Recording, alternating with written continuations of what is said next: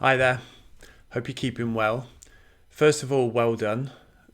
Handling the kind of upheavals and changes that have happened in the last few weeks just proves how awesome you and all of us as human beings are. We managed to adapt. And I've been spending the last few weeks really trying to speak to as many people as I can about how we can, survive this new remote working thing. And a lot of it I base around what I call the four pillars of thriving in a remote environment. So I wanted to go through them with you as well to see if they might help inspire new ways of doing stuff. So the four pillars are time, working week, meetings, and communication. They're the four big areas to kind of make sure that we can thrive in this environment. And the first one is time. So it's really important to do this having a cup of coffee that normally happens in the office, the quick chat with somebody that normally happens in the office, but to do it in a video room. And it's pretty easy to do, but hard to get into the habit of doing. The second thing is what we call having the lobby. So you can have a video meeting or a video room that's just open the whole day, maybe for your team or for a whole department. And it's almost the equivalent of, that thing where people used to be able to walk down to the end of the hall, tap somebody on the shoulder and get into a conversation. It's the same thing. It's the room that's easy for people to just access, go into and start talking. So a couple of very personal things there. And the next thing is, kind of really over communicating at this time because there's a lot more communication.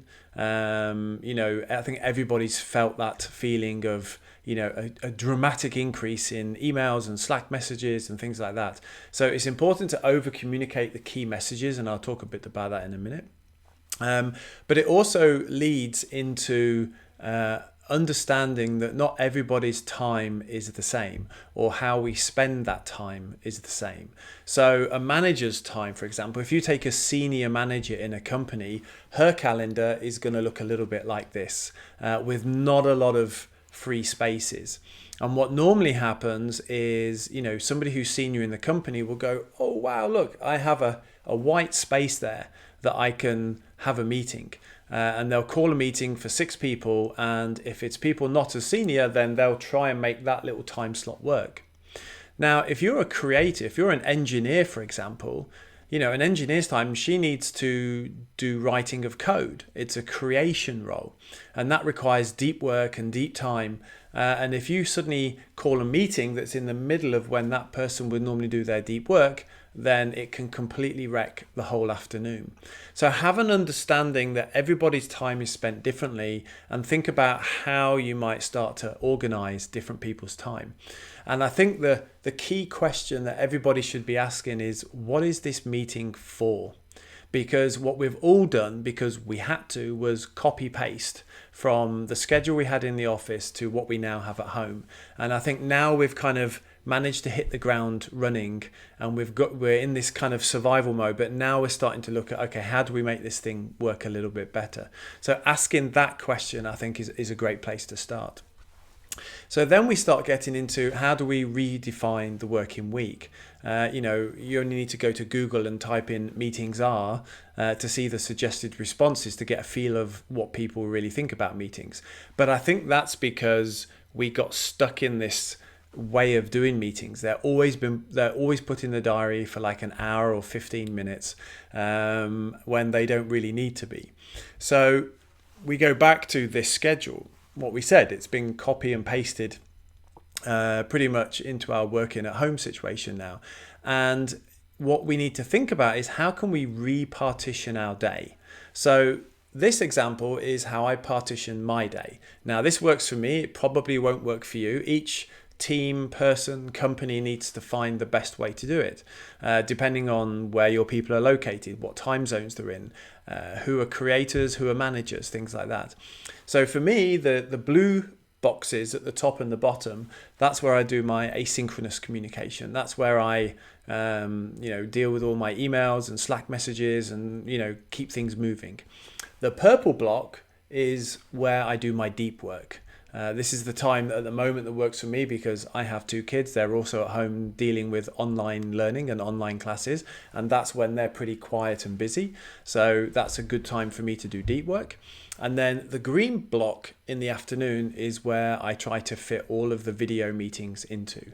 So again, figure out how you can partition your day, and at all costs you need to protect that purple block from things like this, distractions. When you're in that deep work block, trying to switch off notifications, if you've got things, messages and emails popping up on your screen, it's going to be really hard to do that deep work. So removing as many notifications as you can. At the moment, if you've got kids in the house or your partner's in the house working, figure out a way of having that time where people aren't coming to ask you questions about a million different things. So that's a quick look at redefining the week. So what about meetings themselves? Because meetings also need to change.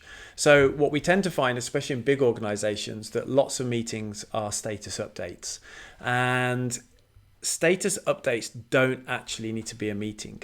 Now, sometimes you might need to, but what we've found time and time again is instead of everybody sitting around for half an hour giving an update, people can literally record a 2-minute video, 3-minute video, give their update, and then people can watch it in, if you remember back to partitioning the day, the blue blocks of time where you're taking care of asynchronous communication.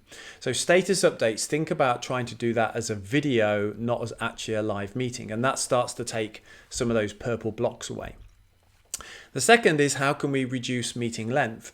Because, you may recall Jeff Bezos started a few years ago doing this thing where people have to read a memo at the beginning of each meeting, so they have what we call the jumping off information before they get into like discussion and decision making. But as we know, as humans, it's not easy to read a document quickly. We normally need to read it a few times to really get the points out of it. And then we don't have any time to think about questions we might want to ask. Some people are better at that than others. So again, using a video that you can record as the meeting owner, maybe send to people in advance. They get to watch a 3-4 minute video, get that jumping off information, and then all of a sudden people have time to think about questions and turn up to the meeting prepared, but also it starts to reduce the length of the meeting. So next is, how can we remove meetings altogether? So sometimes, especially if you've got different time zones, then for example, I was asked to come to a brainstorm meeting the other week that was for me 9 o'clock on Friday evening. Now, I don't want to do a meeting at 9 o'clock on a Friday evening, but I'm definitely not going to be creative. So in my deep work, my purple block in the day, that's when I kind of thought about it, recorded this video and sent it to people so they could play it in the meeting. So you can actually do a lot by switching between in-person synchronous live video stuff and asynchronous pre-recorded video. So think about how you can do that in terms of redefining meetings. This will help a lot. And finally, we come to redefining communication. So there's many different things at play here. And I think now what we're all starting to see as we're a few weeks into this is that, that feeling of not just being able to walk down the hallway, tap somebody on the shoulder and start talking is now being replaced, where people are kind of either delaying decisions until certain meetings come along, or they're sometimes in email, sometimes in Slack. So it's trying to find a process, start to build a process for how we make decisions in this new reality, because that is going to be super important in the weeks ahead. Think about a process for making decisions happen that don't require a video meeting in the moment. So next is trust.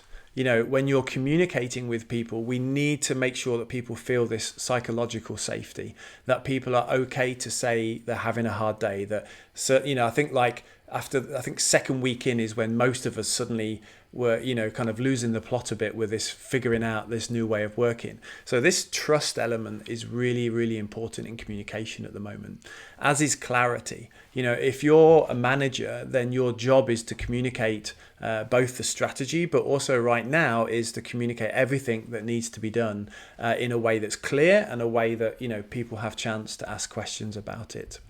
And linked to that is this idea of repetition. And repetition is one of the tenets of rhetoric. And everybody's day on an ordinary time is super busy with lots of interruptions and people wanting 2 minutes of their day. And now it just went all funky and weird because of the current situation. So when you're communicating, pick the key messages that you want people to remember and make sure that you repeat them often, because that's what will start to make it sticky in people's minds. So repetition is important. Linked to that is inform. So, we also need to make sure that everything is based on an open, informative way of communicating, letting people know what's going on, how it's happening, how people can get involved. So, lots of communication, open, clear, keeping people informed. Next up is obviously empathy. Having the feeling or thinking about what each person's situation might be. Maybe people have got kids and it's tough to kind of find that quiet time. Maybe somebody's living on their own and they're feeling quite isolated. Maybe somebody doesn't have a good space to work. There are many things that people are dealing with at the moment. So this is the time for emotional intelligence, more so than ever before. I think we've already kind of covered this in a number of different ones before, but over communicate.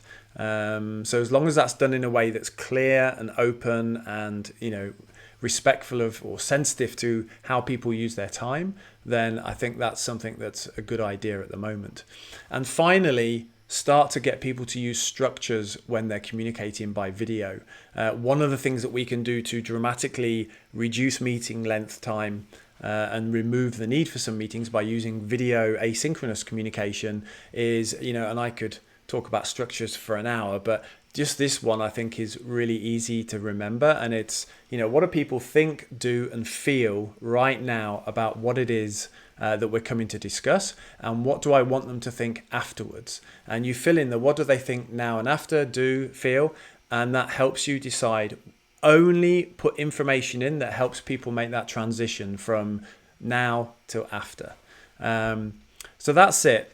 A bit of a whirlwind tour about 4 pillars that can help make your team or your department much more effective when it comes to remote work. So I hope you found that useful. Feel free to reach out to me. I'm happy to help in any way that I can. Take care. Bye for now.